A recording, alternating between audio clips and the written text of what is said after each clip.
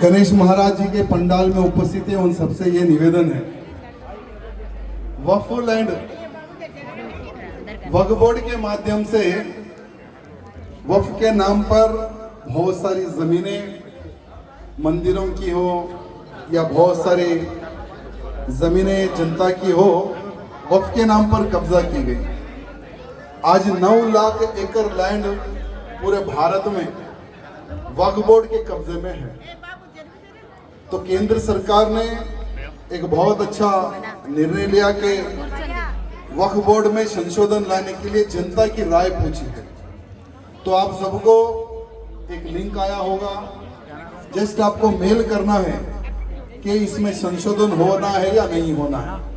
और हम लोग जितने भी जो गणेश पंडाल है, हर पंडाल में घूम रहे हैं, सबको रिक्वेस्ट कर रहे हैं कि किसी भी हाल में आप लोगों को भी अपनी राय मेल के माध्यम से केंद्र को भेज सकते हैं। तो मैं चाहता हूं कि जितने भी यहाँ पर उपस्थित है, आप सबसे निवेदन है कि QR कोड भी वहाँ पर लगा हुआ है।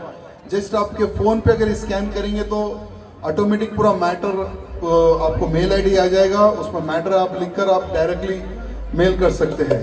తెలుగులో కూడా చెప్తా, అందరికీ ఒక రిక్వెస్ట్, వక్ఫ్ బోర్డులో కొద్దిగా ఇంప్లిమెంట్ కొన్ని చేంజెస్ గురించి కేంద్రం పబ్లిక్ ఒక అడ్వైస్ వాళ్ళు అడుగుతున్నారు।